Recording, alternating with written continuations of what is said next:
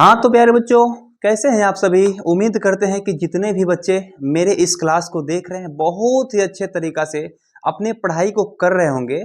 और प्यारे बच्चों, आज फिर से हम लेकर के आ चुके हैं उसी इकोनॉमिक्स यानी कि अर्थशास्त्र के चैप्टर नंबर 2 को, जिस चैप्टर का नाम क्या है बच्चों, राज्य एवं राष्ट्र की आय। ठीक है। और ये जितने भी मेरे प्यारे 10th वाले बच्चे हैं उनके लिए आज ये जो है क्लास होने वाला है, और ये इकोनॉमिक्स का क्लास होने वाला है बच्चों। ठीक है।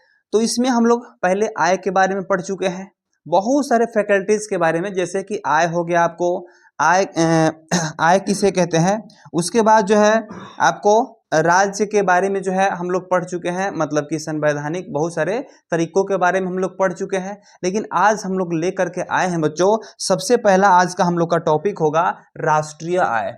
ठीक है, क्या होगा, राष्ट्रीय आय होने वाला है। ठीक है ना, राष्ट्रीय आय यानी नेशनल इनकम। ठीक है। तो मेरे प्यारे बच्चों, यहां पे आप लोग समझ सकते हैं कि आय का मतलब तो ये होता है कि जब कोई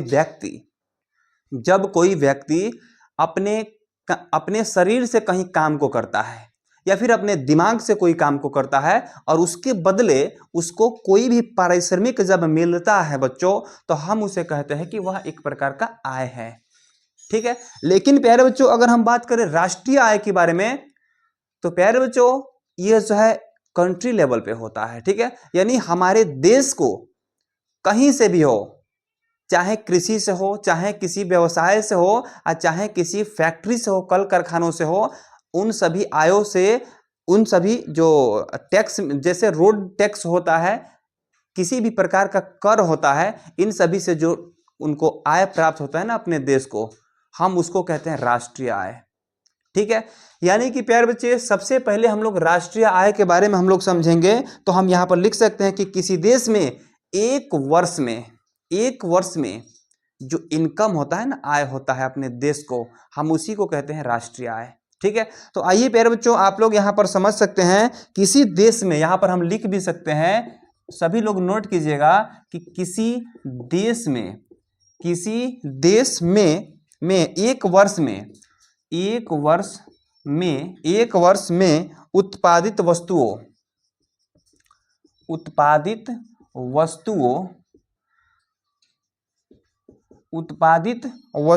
ठीक है ना, वस्तुओं एवं सेवाओं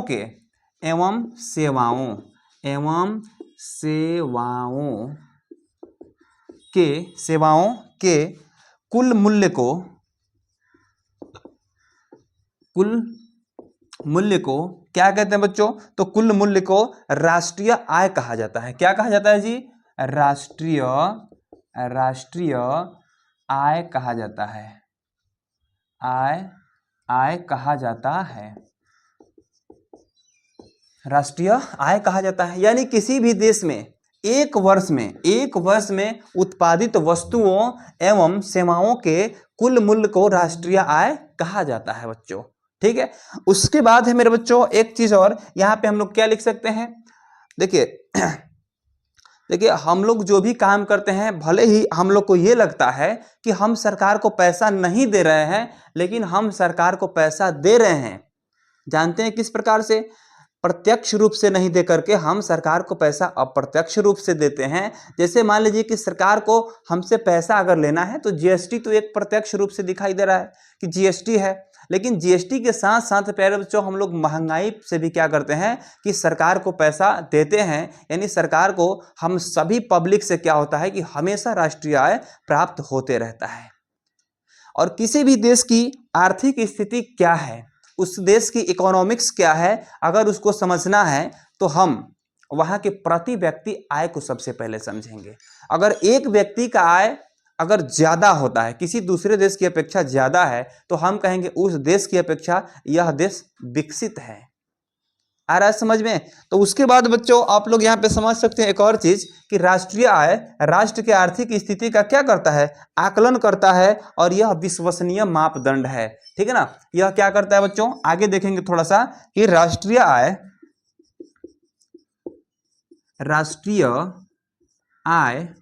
क्या करता है, तो राष्ट्रीय आय राष्ट्र के आर्थिक स्थिति को बताता है। ठीक है ना, आर्थिक, चलिए इसको और थोड़ा सा सुटेबल ढंग से लिखते हैं, राष्ट्रीय आय, राष्ट्रीय आय राष्ट्र के आर्थिक स्थिति के आकलन का, आर्थिक स्थिति के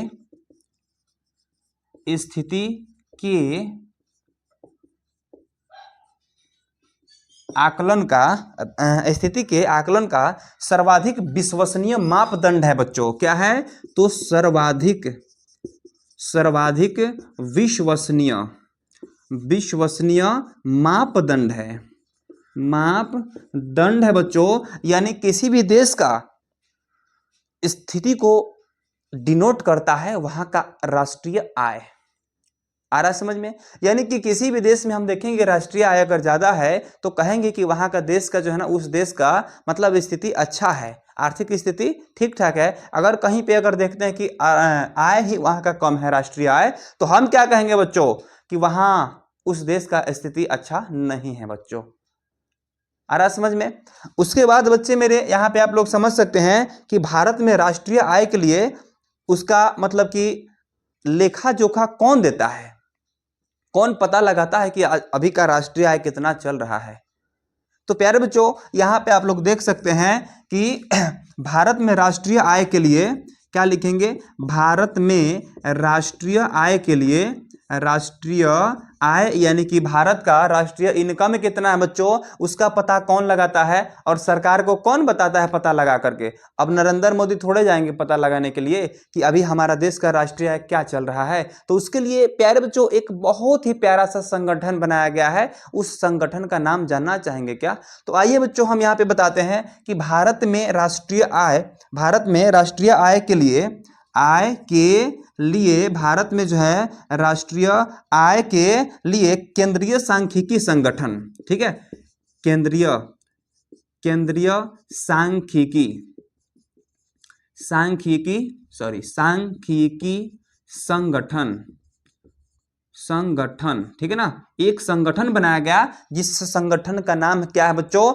केंद्रीय सांख्यिकी संगठन, है ना। इस संगठन के द्वारा क्या किया जाता है कि भारत के राष्ट्रीय आय का अनुमान लगाया जाता है या फिर उसका लेखा जोखा लिया जाता है, ठीक है।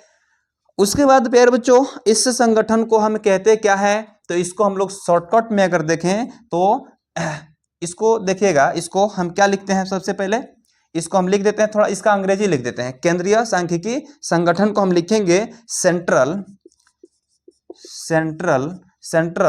Statistical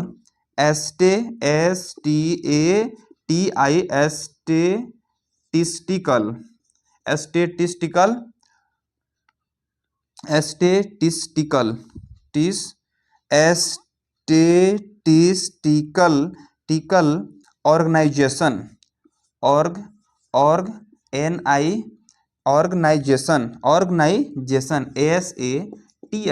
organisation. और शॉर्टकट में इसको हम लोग क्या कहते हैं बाबू? शॉर्टकट में इसको हम लोग क्या कहते हैं? इसको कहते हैं सी, यहां से ले लेंगे, एस ले लेंगे और ओ ले लेंगे। इसको शॉर्टकट में हम कहते हैं CSO। क्या कहते हैं? CSO। तो शॉर्टकट में याद रख सकते हैं, अंग्रेजी नाम याद रख सकते हैं या फिर हिंदी भी नाम आप लोग याद रख सकते हैं। जैसे आप कहिएगा भारत में राष्ट्रीय आय के लिए केंद्रीय सांख्यिकी संगठन या फिर सेंट्रल स्टैटिस्टिकल ऑर्गेनाइजेशन अर्थात CSO के द्वारा क्या किया जाता है? तो भारतीय आय का पता लगाया जाता है, लेखा जोखा लिया जाता है, ठीक है। अर्थात यहाँ पे हम क्या लिख सकते हैं कि यह जो है उत्तरदायी है, उत्तरदायी है। ये सभी यहाँ पे आप लोग देख सकते हैं। भारत में राष्ट्रीय आय के लिए केंद्रीय सांख्यिकी संगठन या फिर सेंट्रल स्टैटिस्टिकल ऑर्गेनाइजेशन CSO उत्तरदायी है। यानी यही क्या करती है बच्चों? तो यही संगठन भारत के आय का पता लगाती है, ठीक है। उसके बाद बच्चों हम यहाँ पे ले सकते हैं कि सबसे पहले बच्चों यहाँ पे आप लोग देख सकते हैं कि भारत में राष्ट्रीय आय के आकलन में केंद्रीय सांख्यिकी संगठन का सहायता किया जाता है, ठीक है ना, किया जाता है, जिसके कारण यह क्या कर पाती है? तो यह जो है भारत के आय का पता लगा पाती है बच्चों, ठीक है ना। तो चलिए बच्चों इसके बाद हम लोग का अगला पॉइंट है राष्ट्रीय आय का ऐतिहासिक परिवेश, कि आखिर राष्ट्रीय आय उत्पन्न कैसे हुआ, सबसे पहले इसका पता किसने लगाया था और भारत का आखिर राष्ट्रीय आय है क्या, है ना, और अन्य देशों की अपेक्षा यहाँ का राष्ट्रीय आय क्या है, उसके बारे में थोड़ा सा समझते हैं बच्चों, आगे बढ़ते हैं। ठीक है, तो चलिए आगे बढ़े ना। यहाँ पे आप लोग समझ लिए राष्ट्रीय आय के संपूर्ण राष्ट्रीय आय, यहाँ पे सेवाओं मतलब सर्विस, ठीक है, वस्तुओं को खरीद बेच करके जो पैसा आता है उसके लिए, कोई सर्विस दिया जाता है उसके लिए कुल मूल्य जब मिलता है ना, कुल मूल्य, उसी को राष्ट्रीय आय कहा जाता है। और राष्ट्रीय आय राष्ट्र की आर्थिक स्थिति का आकलन का सर्वाधिक विश्वसनीय मापदंड है। ठीक है ना, आर्थिक यानी अभी आर्थिक स्थिति किसी देश का क्या चल रहा है वह राष्ट्रीय आय से ही पता चलता है। ठीक है, और इसका लेखा जोखा कौन रखता है, इसको जो है सरकार को बताता कौन है, तो CSO बताता है, CSO, इसको याद रखिएगा। क्लियर है? आइए बच्चों आगे बढ़ते हैं। तो प्यारे बच्चों आइए इसके बाद हम लेकर के आए हैं फिर कि सबसे पहले राष्ट्रीय आय का पता भारत में किसने लगाया था, कब लगाया था, और उस समय जब सबसे पहले इस आंकड़ा का पता लगाया गया था ना कि भारत में राष्ट्रीय आय आखिर कितना है, अब प्रति व्यक्ति आय कितना है, उसको हम लोग जानेंगे। ठीक है, तो आइए मेरे बच्चों सबसे पहले हम लोग यहाँ पर जानेंगे कि सबसे पहले राष्ट्रीय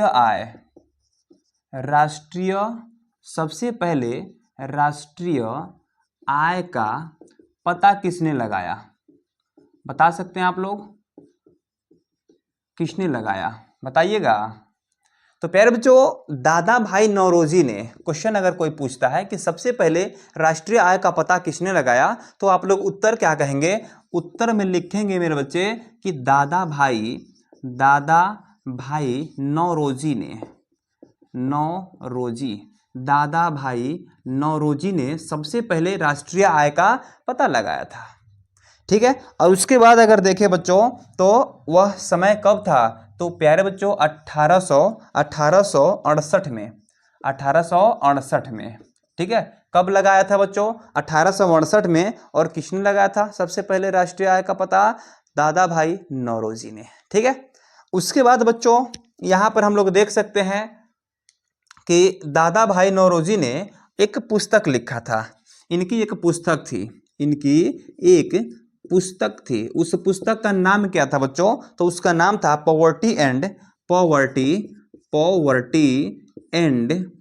पॉवर्टी, अंग्रेजी नाम है, ठीक है ना, याद रखिएगा, पॉवर्टी एंड अनब्रिटिश रूल, यह उनके पुस्तक का नाम था। ठीक है, पुस्तक क्या था, पॉवर्टी एंड अनब्रिटिश रूल।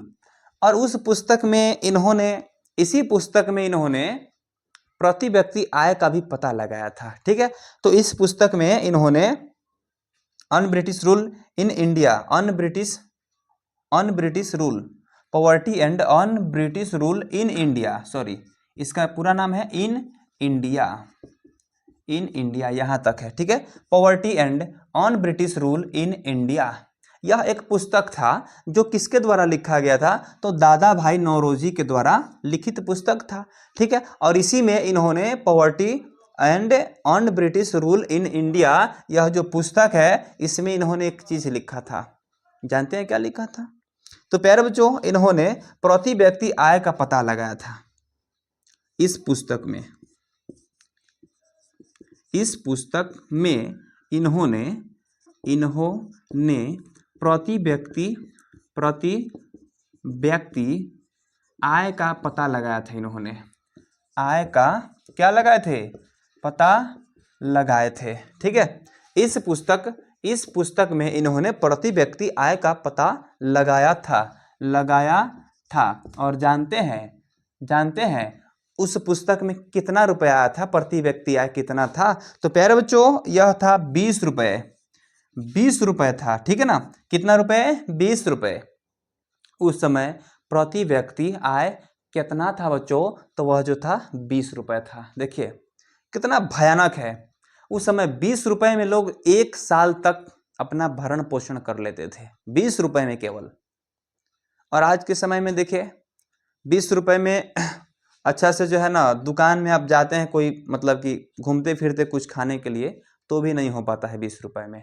ठीक है, उस समय जो देखिए 20 रुपए में, क्योंकि उस समय जो था ना सस्ता का जमाना था। 1 रुपए में लोग बाजार जाते थे और इतना सामान हो जाता था 1 रुपए में कि ढो करके लाने में मुश्किल पड़ता था। 5 रुपए बहुत, मतलब हम ही लोग के समय में 2 रुपए जब देखते थे ना तो लगता था कि ये कोई चीज़ है, कोई ऐसा चीज़ है कि ये इसका कीमत है, ऐसे दिखने में लगता था। ठीक है, तो आइए प्यारे बच्चों, यहाँ पे हम देखेंगे अगला पॉइंट हम लोग का क्या है।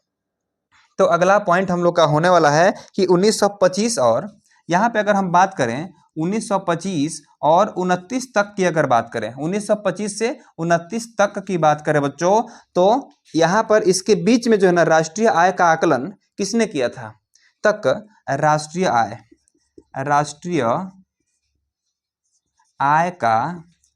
का आकलन किसने किया था?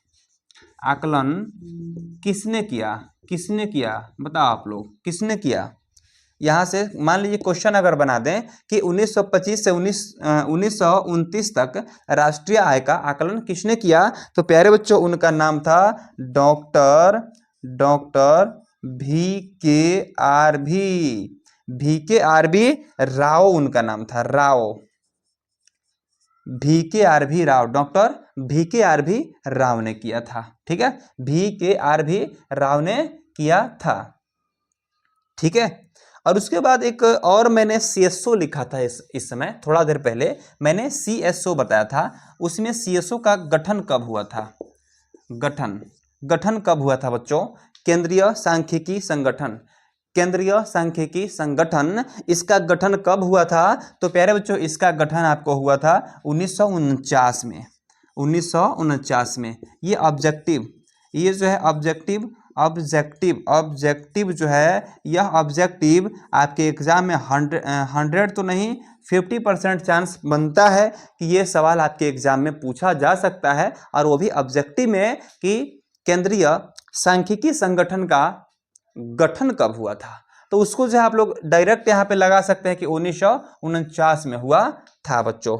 कब हुआ था जी? 1949 में हुआ था। ठीक है ना जी। तो चलिए बच्चों अब आगे बढ़ते हैं थोड़ा सा, अब थोड़ा सा हम आगे बढ़ेंगे। तो चलिए इसको हटा दिया जाए ना। चलिए यहाँ कंप्लीट हो गया ना। सबसे पहले राष्ट्रीय आय का पता किसने लगाया? तो दादा भाई नौरोजी ने 1868 में पता लगाए थे। ठीक है, और अगर प्यारे बच्चों बात करें 1925 और 29 के बीच में, तो यहाँ पे हो जाएगा डॉक्टर VKRV राव हो जाएगा। ठीक है, और CSO का गठन कब हुआ था बच्चों? तो ये जो है 1949 में हुआ था। ठीक है ना। चलिए आगे बढ़ जाए। चलिए बच्चों आगे बढ़ते हैं। अब आइए मेरे प्यारे बच्चों, हम लोग यहाँ पर समझते हैं प्रति व्यक्ति आय से आप क्या समझते हैं। ठीक है, तो यहाँ पे इस बार हम लोग का हेडिंग क्या होने वाला है? प्रति व्यक्ति आय। ठीक है ना, प्रति व्यक्ति आय क्या होता है बच्चों? ठीक है ना, तो प्रति व्यक्ति आय से आप क्या समझते हैं? प्रति व्यक्ति आय। अब देखिए प्रति व्यक्ति आय का मतलब ये होता है बच्चों, मान लीजिए कि आपके पापा है, अगर वे 50,000 रुपये कमा रहे हैं हर महीना। ठीक है, और 50,000 रुपये पापा कितने कमा रहे हैं?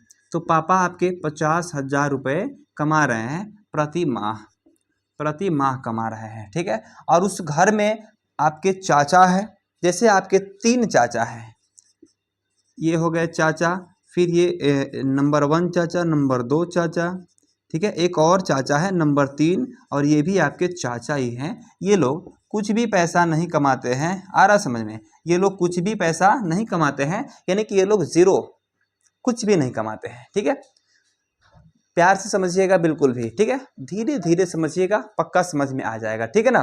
तो प्यारे बच्चों ये लोग बिल्कुल पैसा अगर नहीं कमाते हैं, लेकिन एक आदमी इसमें जो है, इसी घर में जो है 50,000 रुपये कमाते हैं। कितना रुपए कमाते हैं जी? 50,000 रुपये कमाते हैं, और इसी में जो है एक आपकी माँ भी शामिल है। क्या शामिल है बच्चों? आपकी अगर माँ भी शामिल, ये भी कुछ रुपया अगर नहीं कमाती है, कुछ भी पैसा नहीं कमाती है, तो अगर इस घर का प्रति व्यक्ति आय अगर देखा जाए बच्चों, भले ही ये लोग कमाते हो चाहे नहीं कमाते हो, ये वाला औसत आय देखा जाता है। क्या देखा जाता है? औसत आय को ही क्या कहते हैं? प्रति व्यक्ति आय कहते हैं। यानी इस घर में अगर बात किया जाए प्रति व्यक्ति आय के बारे में तो कितना होगा प्रति व्यक्ति आय? तो प्यारे बच्चों सबसे पहले हम लोग यहां पर समझेंगे कुल आय। कुल आय कितना है? कुल आय तो यहाँ पे हो जाएगा कुल आय। ठीक है, कुल आय बटा कितना हो जाएगा जी? कुल आय बटा कितना हो जाएगा? परिवार के जनसंख्या। कुल आय बटा परिवार का जनसंख्या। परिवार का जनसंख्या। जनसंख्या। ठीक है, तो यहाँ पे कुल आय कितना है? तो ये हो जाएगा 50,000। ठीक है, और जनसंख्या कितना है? तो 1 2 3 4 5 को है, तो 5 से हम इसमें भाग करेंगे बच्चों। 5 से 5 कटेगा, 5 एकम के 5 हो जाएगा, 1 2 3 4 को 0 बच जाएगा, यानी 1 2 3 4, यानी ये 5 50,000 ना बोला था मैंने, 50,000। ठीक है, तो यहाँ पे 4 0। हाँ, तो एक व्यक्ति का कितना हो जाएगा? 10,000। यानी इस परिवार के प्रति व्यक्ति आय कितना है? तो 10,000 है। तो इसी प्रकार अगर 10 गांव ऐसे हैं जो अच्छा खासा अगर पैसा कमाते हैं, 2-3 गांव ऐसे हैं जो पिछड़े हैं, ठीक है, तो उनका जैसे कि 10 गो इधर 3 गो 13 गो, तो जनसंख्या में 13 ना हो गया जी, तो 13 से हम लोग भाग करेंगे, कुल आय में 13 से भाग कर देंगे। यानी सभी को बराबर बराबर रूप में देखा जाता है कि एक व्यक्ति का कितना आय आता है बच्चों। ठीक है, तो यहाँ पर हम लोग प्रति व्यक्ति आय को हम ये कह सकते हैं बच्चों कि राष्ट्रीय आय में कुल जनसंख्या से भाग देने पर क्या लिख सकते हैं? राष्ट्रीय आय में कुल जनसंख्या से भाग देने पर जैसा कि मैंने उदाहरण में अभी बताया था बच्चों। ठीक है, भाग देने पर जो भागफल आता है, जो भागफल आता है बच्चों, जो भागफल आता है उसे प्रति व्यक्ति आय कहा जाता है। उसे प्रति व्यक्ति आय कहा जाता है। प्रति व्यक्ति आय कहा जाता है। अर्थात हम ये लिख सकते हैं बच्चों कि प्रति व्यक्ति आय बराबर, अर्थात प्रति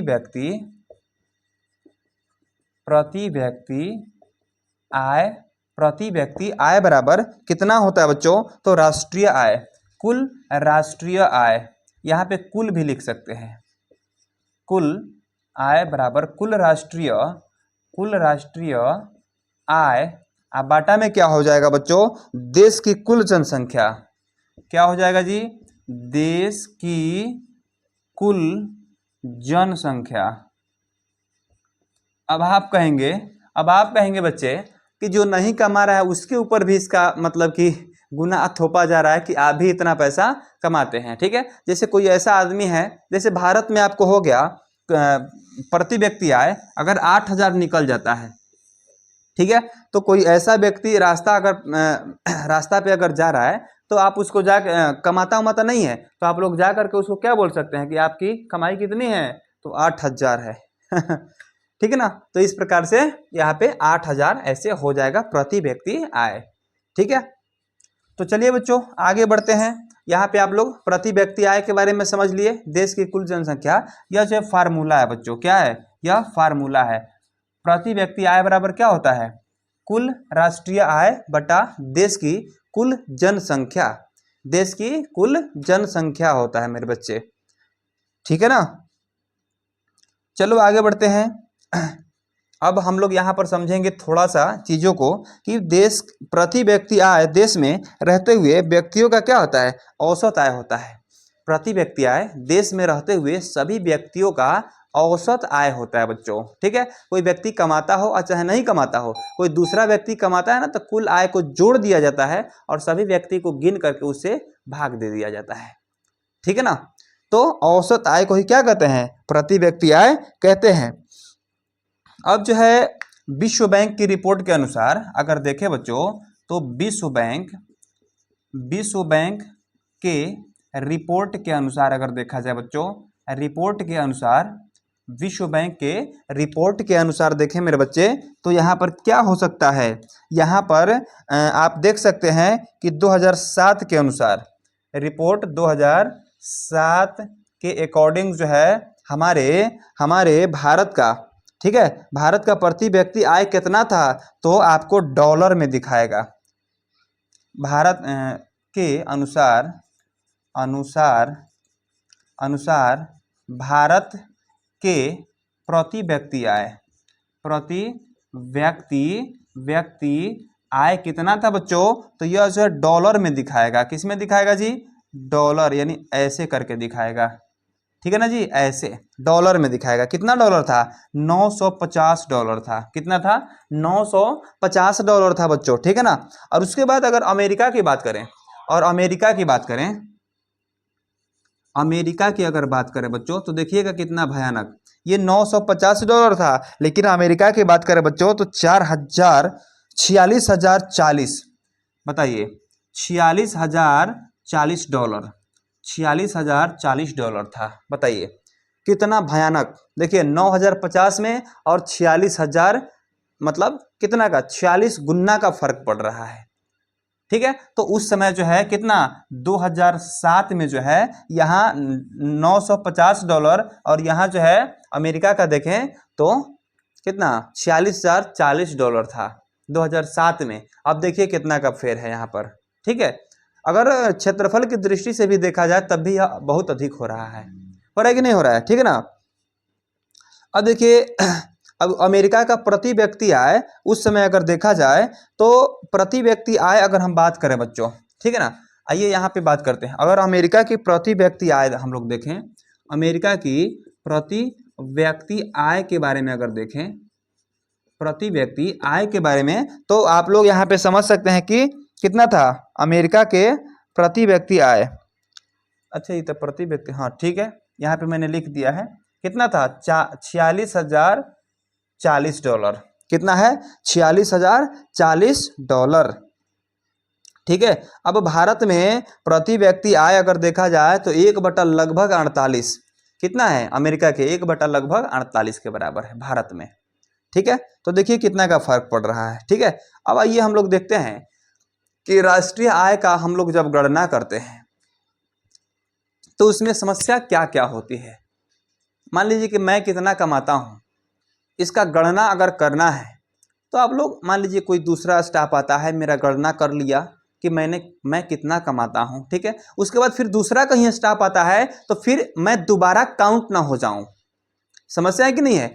तो प्यारे बच्चे यहाँ पे जो है इस प्रकार से समस्या से हमेशा राष्ट्रीय आय की गणना में हमेशा उलझन रहती है कि कहीं कोई व्यक्ति छूट ना जाए, कहीं कोई व्यक्ति का 2 बार काउंट ना हो जाए। तो इस प्रकार से इसके साथ साथ जो है ना कई और समस्याएं होती है। तो आइए हम उन समस्याओं को भी देखते हैं, यहाँ पर समझते हैं जी, ठीक है।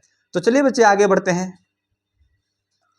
हाँ तो प्यारे बच्चों इसके बाद हम लोग यहाँ पे समझेंगे कि किस प्रकार से प्रति व्यक्ति आय की गणना करने में किस प्रकार की कठिनाई होती है। हम उस कठिनाइयों को यहाँ पर समझेंगे, यानी राष्ट्रीय आय की गणना में क्या क्या कठिनाई होती है बच्चों, ठीक है। हम यहाँ पे लिखते हैं क्या, राष्ट्रीय आय की गणना में, आय की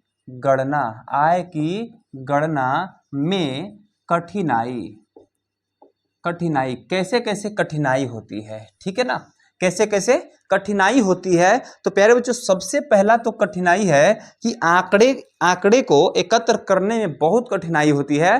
कोई आदमी से अगर जा करके आप इस प्रकार से पूछते हैं कि आप कितना कमाते हैं, क्या वो बता पाएगा, सोचेगा कि कहीं हम ज्यादा बता देंगे तो कहीं जीएसटी मेरे पे बढ़ ना जाए, ठीक है। और कोई कोई व्यक्ति ऐसा भी होता है कि जा करके क्या करता है कि उसका कमाई बहुत अधिक है, लेकिन वह क्या करता है, बहुत कम कमाई को बता देता है कि क्या इनकम टैक्स वाले कहीं छापा ना लगा दे, ठीक है। तो इस प्रकार से सबसे पहला कठिनाई है आंकड़े को एकत्र करने में कठिनाई।